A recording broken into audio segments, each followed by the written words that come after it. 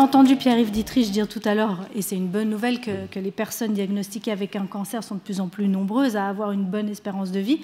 Mais alors comment est-ce qu'on s'adapte à cette nouvelle donne? On ne peut pas continuer à les exclure comme ça, notamment des produits d'assurance. Qu'est-ce qu'on pourrait imaginer comme solution, des assurances spécifiques pour ces personnes en rémission? Comment est-ce qu'on peut assouplir ou imaginer assouplir le modèle actuel?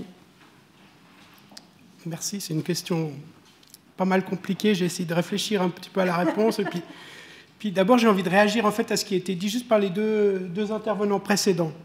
Finalement, si on regarde un petit peu en arrière, les agriculteurs qui ont des difficultés à avoir des récoltes ou bien qui ont des périodes de disette, ils ont mis en place un système d'épargne et puis ensuite ils ont créé un crédit agricole, un crédit mutuel. En tout cas, ils ont mutualisé les risques à travers une épargne.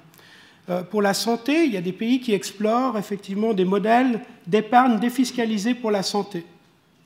Alors, c'est des modèles qui sont pour l'instant assez égoïstes, puisque c'est une épargne personnelle défiscalisée. Mais on peut imaginer que sur le même modèle que les agriculteurs, on puisse avoir des épargnes défiscalisées qui soient mutualisées pour des risques de santé. Ça nous permettrait d'avoir les capitaux dont vous parliez tout à l'heure, et ça permettrait d'envisager des solutions de prêt qui ont été envisagées aussi. Maintenant, peut-être qu'il faut juste que je dise, je travaille au HUG, mais je travaille dans un service particulier qui est le service de médecine tropicale et humanitaire. Donc la plupart de mon temps, en fait, je le passe dans des pays à ressources limitées ou carrément des ressources extrêmement restreintes. Donc on n'est pas du tout dans les mêmes problématiques. Et la problématique du cancer, même si elle est présente, même si ces pays subissent une double peine avec des maladies infectieuses et des maladies chroniques, la question du cancer, c'est une question qui est à traiter comme à peu près tous les autres problèmes de santé. Et puis, des problèmes de santé, mais c'est la même chose chez nous, des problèmes de santé qui impliquent une chronicité, ils sont fréquents.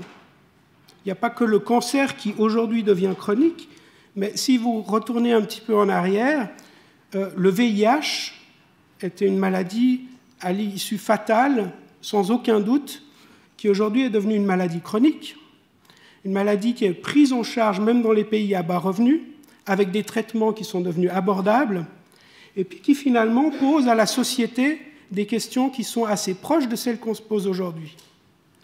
Qu'est-ce qu'on fait avec une maladie? Alors, la chance avec le VIH, c'est que l'incidence, donc le nombre de nouveaux malades, s'est beaucoup réduite, en tout cas la progression est très lente, mais le réservoir, la prévalence de ces malades est très grande. Donc on a une question aussi ici autour de qu'est-ce qu'on fait avec tous ces gens qui sont malades, qui ont besoin d'un traitement et qui sont stigmatisés, qui ne retrouvent pas forcément une activité génératrice de revenus et pour lesquels il faut créer des conditions qui permettent effectivement à ces gens-là de continuer à vivre, à survivre parfois, mais en tout cas à faire face à cet aléa, à cette difficulté de la vie. Et je parle à dessein d'aléa. Finalement, cet aléa, on est tous confrontés à un moment ou à un autre à des aléas de la vie. Et puis, j'aimerais prendre ce pas en arrière et dire, au niveau de la société, quelque part, on doit se poser la question de savoir quels sont ces pépins qui peuvent arriver dans la vie, qu'on veut prendre en charge collectivement, et comment est-ce qu'on veut les prendre en charge. Aujourd'hui, on est dans un modèle qui est assez de binarité, finalement. Hein. On est en bonne santé ou on est en mauvaise santé, comme ça a été évoqué. Et puis, lorsqu'on est en mauvaise santé, qu'on a un problème de santé, alors on a une réponse. Et comme ça a été dit, quand on est entre deux, quand on est dans cette chronicité, on n'a pas des modèles qui sont vraiment capables de répondre à ça.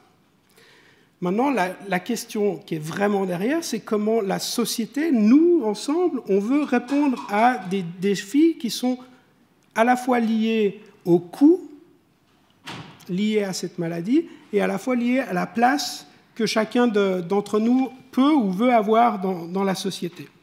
Quelque part, je crois, dans un article, vous avez dit que repousser les limites des traitements, améliorer les taux de survie et même la qualité de vie, met les personnes qui souffrent ou qui ont souffert d'un cancer dans une situation difficile. En tout cas, je crois que c'est ce que vous avez dit.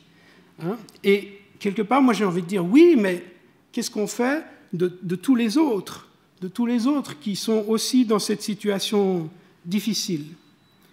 Ce que je veux dire par là, c'est que finalement, cette question qu'on se pose aujourd'hui autour du cancer et des patients qui sont affectés dans leur capacité à vivre dans la société complètement, on peut se la poser d'une façon plus globale et chercher des solutions qui soient adaptées finalement à l'ensemble d'entre nous. Et si ce développement-là technologique autour du cancer nous permet de nous obliger à nous poser la question du contrat social et puis de comment finalement on veut vivre tous ensemble et se supporter les uns les autres, alors c'est déjà un progrès extraordinaire, mais qui n'est pas forcément un progrès médical. Vous êtes en train de dire qu'on devrait séparer la rémunération de l'activité. Au fond, avoir d'un côté une activité et de l'autre côté un revenu, et que les deux choses ne soient pas forcément liées. On peut tout à fait le prendre comme ça, on peut tout à fait dire qu'on veut, finalement, chacun a sa place dans la société, cette société-là crée des richesses, et quelque part, le simple fait d'être dans cette société donne droit à une part de ces richesses. Maintenant, je ne l'ai pas tout à fait dit comme ça. Non, mais ce que je veux dire par là, c'est qu'on peut parler de revenu universel, mais on peut aussi parler de revenu de trajectoire. Ce n'est pas tout à fait la même chose. Mais de dire que finalement, celui qui peut et qui veut contribuer par soi-même, assumer sa responsabilité, il a parfaitement le droit de le faire, on n'a pas besoin de l'aider. Maintenant, on est tous à risque d'avoir une trajectoire avec des hauts et des bas, et là, peut-être que notre modèle de couverture d'assurance sociale très segmenté, avec des silos parfois infranchissables, alors il n'est plus adapté, et peut-être qu'on peut réfléchir à ces trajectoires et dire finalement, lorsqu'une trajectoire dévie de la norme, est-ce qu'on n'aurait pas un modèle qui nous permettrait simplement de subvenir à nos besoins? Merci beaucoup.